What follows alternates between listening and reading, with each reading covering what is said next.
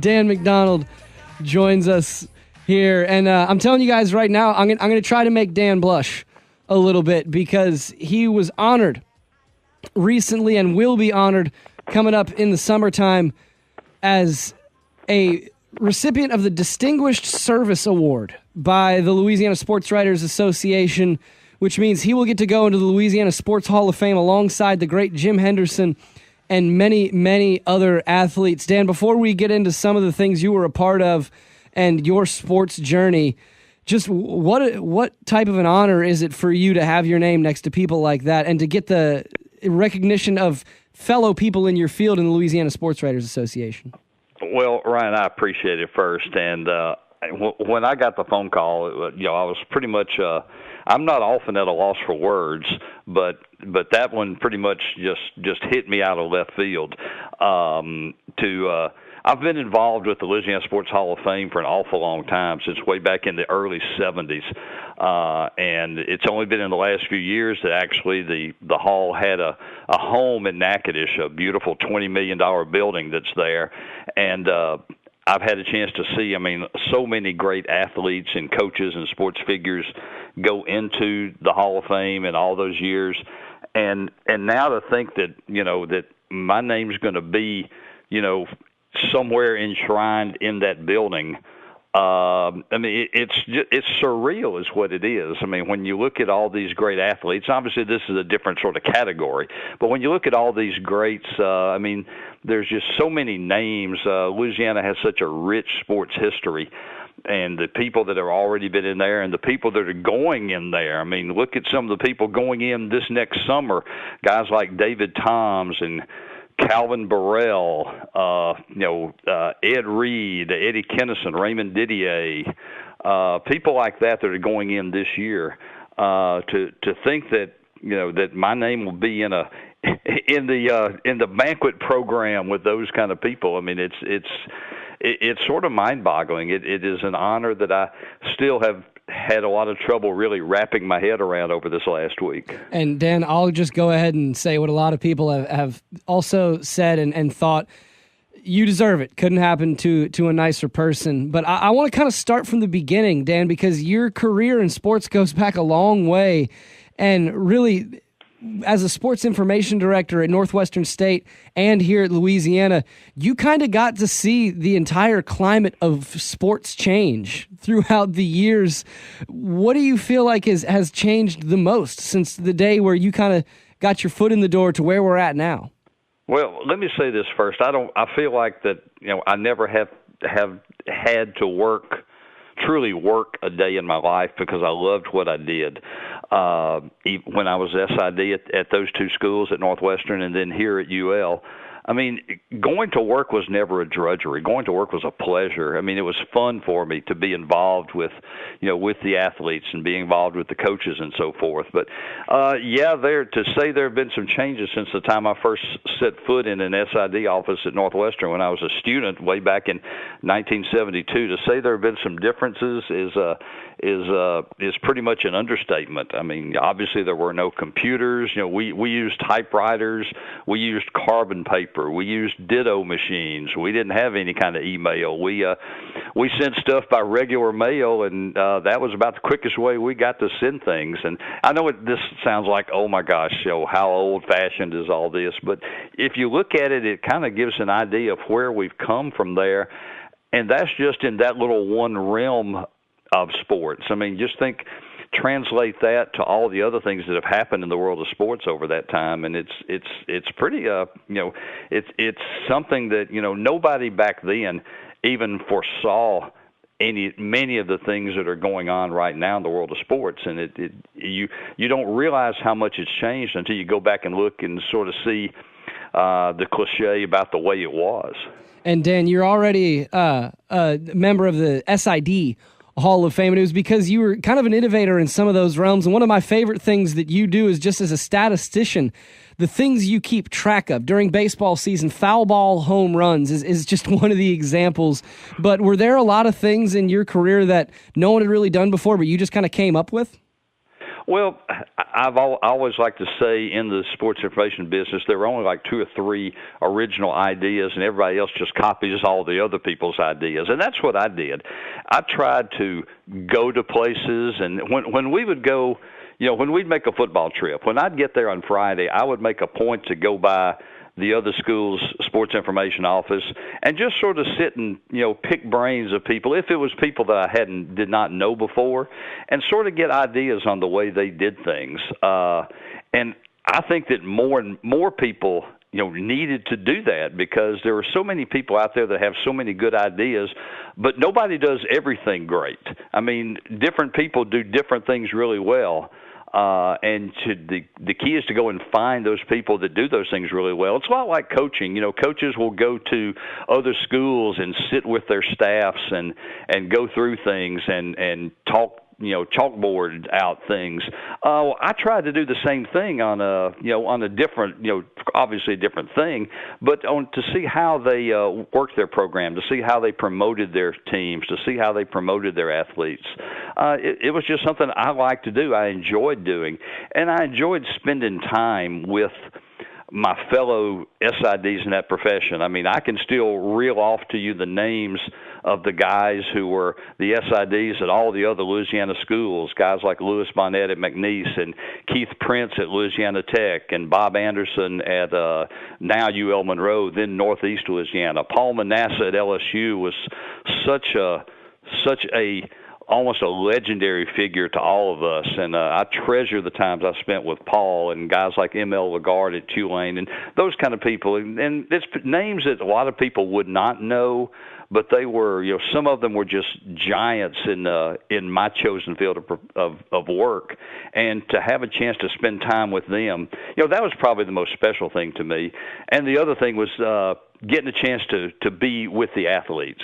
That's the one thing I missed once I left the actual SID job, was I didn't have that day-to-day contact with the athletes, because that's what keeps you young, that keeps you going, that keeps you vitalized, to see all those young guys and girls now. Obviously, there were no women's sports when I first started, really, on the collegiate level. But to see all of that now, that made that just made all the difference in the world to me. And Dan, I'm going to ask you a tough question here, because we in the media always say that we don't play favorites, but the reality is there are always certain athletes that you end up just getting a warm spot for. They carve out a little hole in your heart and they stay there for a while. From the athletes you covered, are there still a couple that it's hard not to think back and just have fond memories wash over you? Oh, wow, that is really tough, but there are a couple that just jump to mind. A guy like Jake Delhomme, he is an obvious, but I remember seeing Jake the first day that he showed up as a freshman at UL, is when the freshman football players reported, back when the freshmen came in early. And I remember coming home that night and saying to my wife, I said, this guy is really, really sharp, but boy, he doesn't look like a football player. He was, kind of tall and skinny then and so forth. And, little did we know, but what was up with him. Another one, Hollis Conway, the two-time Olympic high jumper who was here and was, really ahead of his time and what he did here. The reason that was special is because I got to go to the Olympics with him. And that was one of the times I was able to work in Olympic Games as part of the U.S. Olympic Committee staff. And that was one of the times that Hollis happened to also qualify for the U.S. team and ended up taking a silver medal in Seoul. And that was kind of special to be there to see him do that. If I had to pick out like the two high points and people that have really been memorable for me, that would probably be the two that first jump to mind. Dan McDonald is our guest here. He's been chosen to be the 2017 recipient of the Distinguished Service Award in Sports Journalism from the Louisiana Sports Writers Association, getting his name in another Hall of Fame. But Dan, we talk all the time about coaching trees, where there are certain greats that have been in their industry for long enough that you start to see their proteges and disciples go out and make their own fantastic careers. And throughout your time in the business, you've worked with guys like Herb Vincent, who's now the Associate Commissioner of the SEC, Greg Sharko, Media Relations Director for Association of Tennis Professionals, Pat Murphy, head softball coach at Alabama, and the list kind of goes on. And has part of your enjoyment of your life been that you can kind of vicariously enjoy the stuff they've accomplished too? Oh, there's no question. I mean, and first of all, I mean, I was so fortunate to have so many really, really good people that I've been able to work alongside, and a lot of them, for I don't know if it's if it's deserved or not, but they credit me some with sort of getting them started in the profession, and I think it was because they just saw the enthusiasm that I had for it. But it's just being around those people, and it starts with good people, and when you start with good people, a lot of good things can happen. To get a chance to work with guys like Herb, and you mentioned Pat. A lot of people don't know. I mean, he's a legendary Hall of Fame softball coach now, but he didn't come here as a coach. He came here to work as a graduate assistant sports information director, and that was before Yvette Girard sort of got her hooks into him and brought him over into the softball world. And that everything that's happened from then, as I said, the history that they've made has been pretty special. But it's seeing guys that the great thing is seeing guys that may have come here like when they were in school or when they came here into grad school, and to see them be able to go on and make impacts in so many different worlds of sports communications and sports in general. I mean, you mentioned Greg Sharko. Here he is. He's the guy that he's the lead guy for ATP, the national all the pro tennis circuit around the world. I mean, he sends me a note every year from Wimbledon just telling me that wow. He's in.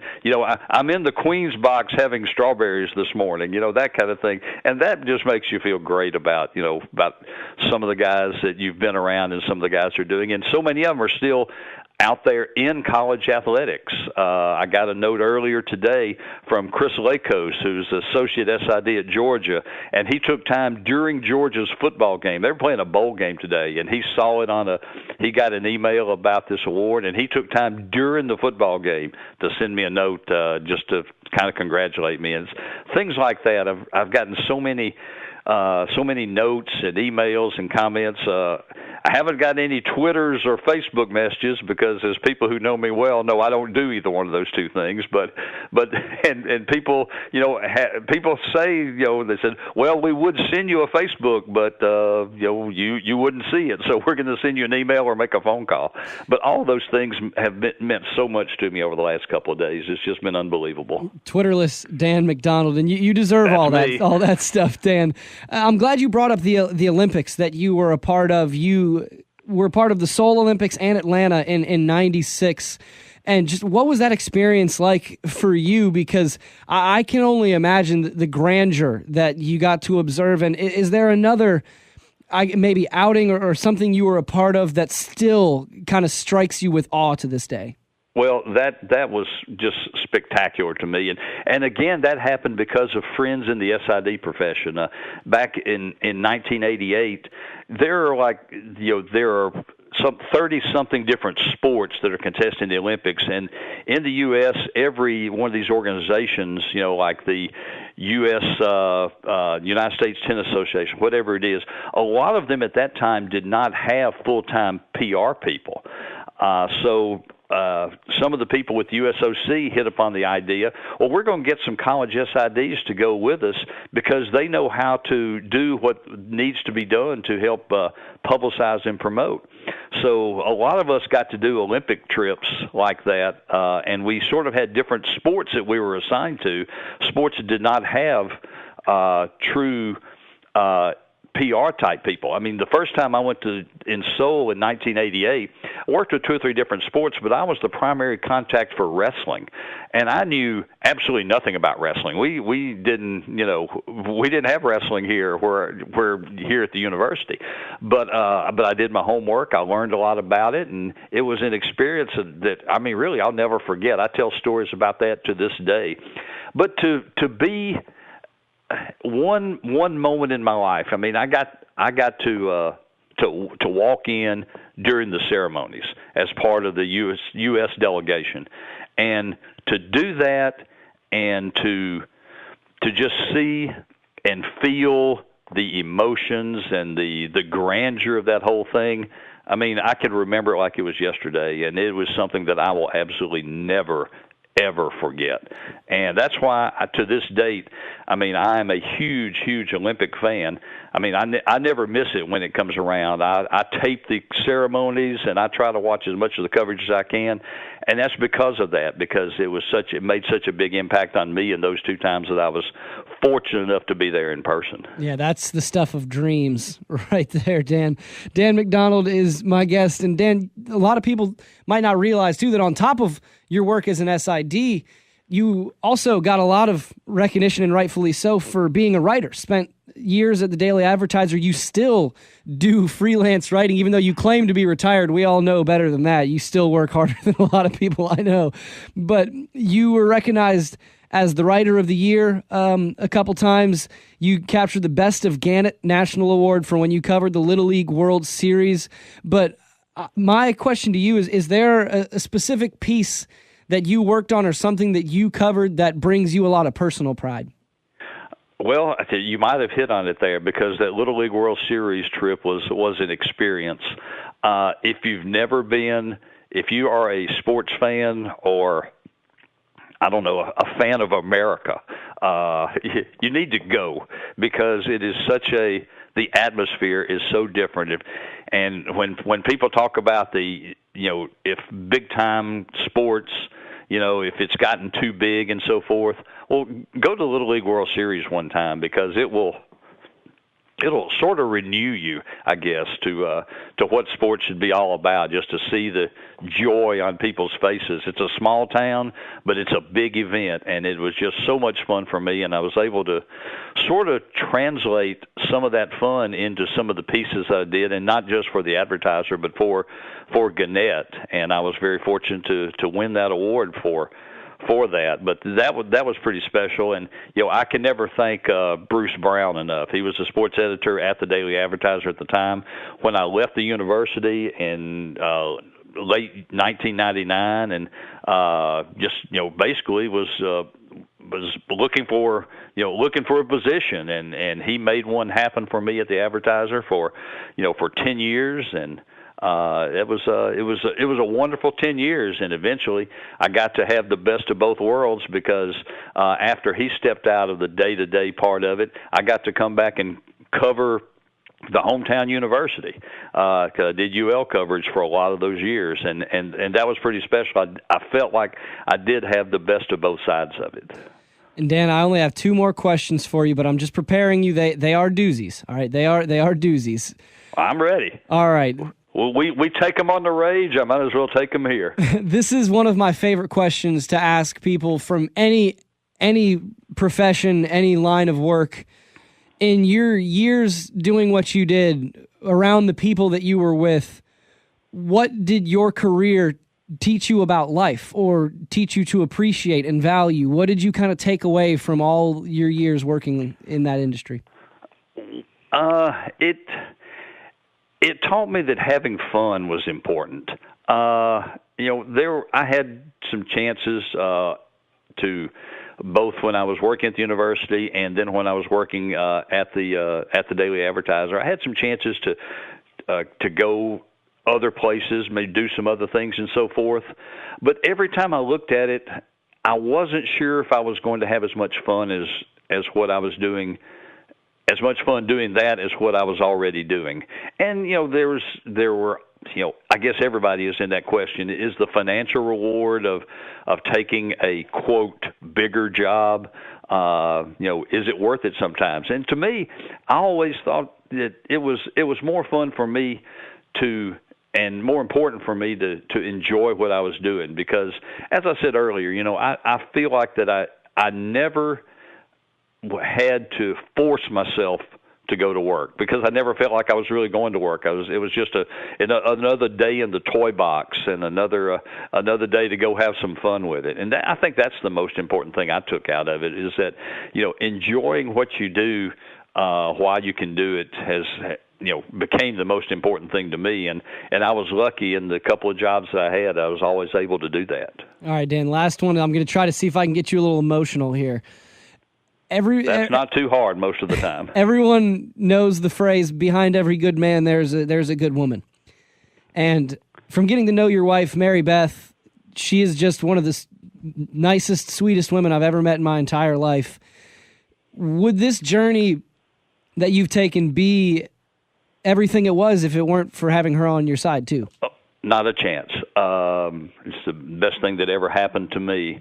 The great thing is when I got word of this unbelievable honor, the two of us were up with our kids and grandkids up in North Texas, up just north of Dallas, on actually the day after Christmas, on the 26th, when we got word of it.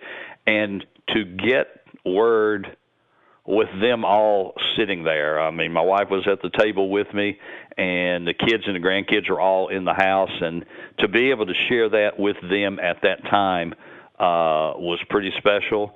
And being there, we were able to make plans where they're all going to be able to come in next June for the ceremony in Natchitoches for next June when the Hall of Fame activities are held. So that is going to make it even more special. But back to, I mean, your original question, I've been so lucky that Mary Beth enjoys the same things I do. I mean, she likes being involved with the program. She's still the scorekeeper for all the both the men's and women's basketball games. She is working in the press box at every home football game. We're both at every home baseball game doing something. It's so big a part of our lives. It revolve around the university's athletic program and around the sports media program in general here in town. Her marketing PR firm, McD Media, which she has had for a long time, which I sort of morphed my way into, it has been it's always been sort of sports oriented. She works extensively with the Lafayette Parish Recreation Department as one of her main clients, and it's just both of us have been involved in so many things like that. It has made for. It has helped us professionally and it has helped us personally, and I mean I love her more than anything in the world, and none of this would have ever happened. I mean, it sounds cliche, but none of this would have ever happened if she hadn't been right there with me. And I mean, you guys do almost everything together, including making a really mean amaretto. I'm just saying, thank you for that, Dan. Well, that's a fun time of year to do this. All right, Dan McDonald has been our guest. He is going to be the recipient in 2017 of the Distinguished Service Award in Sports Journalism. And Dan, I think I speak for a lot of people here when I say that it's been an honor being able to work with you and next to you in studio at times, and for the entire community here in Acadiana, thank you. Well, like I said, it is an unbelievable honor, and I will do my best to live up to it. I guess that's about all I can say about it.